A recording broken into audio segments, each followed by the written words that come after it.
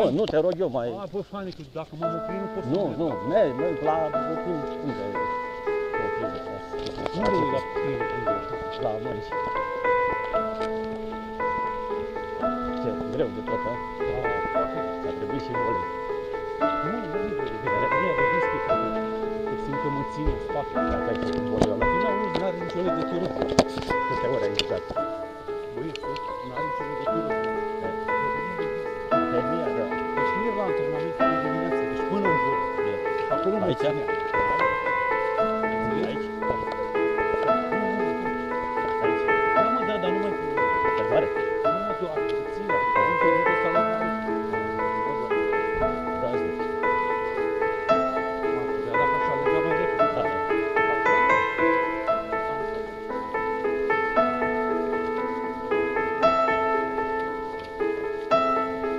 Merge? Așa. Excelent. Care-i treaba? Mișcare. Asta e important. Nu se întâmplă.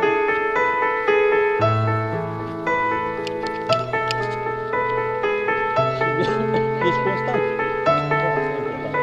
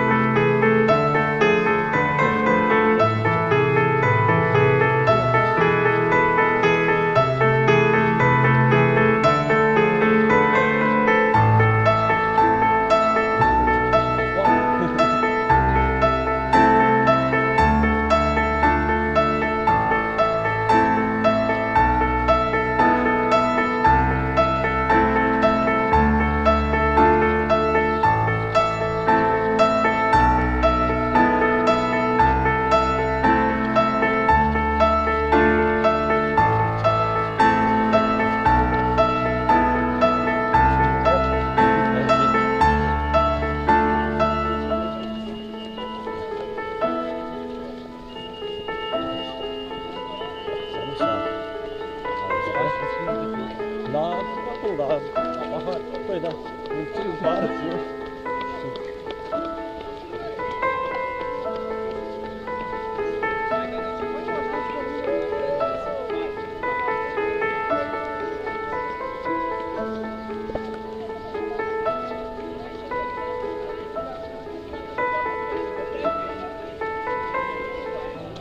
De ce vorbim pe aici? Nu înțeleg.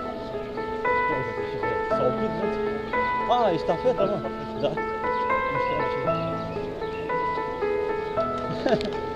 Zi, mă, e ceva de regulă aici.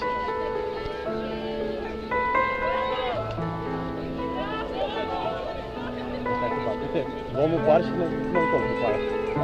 Ce e asta? Sau bere? Ce? Bere? Bere? Aoleu!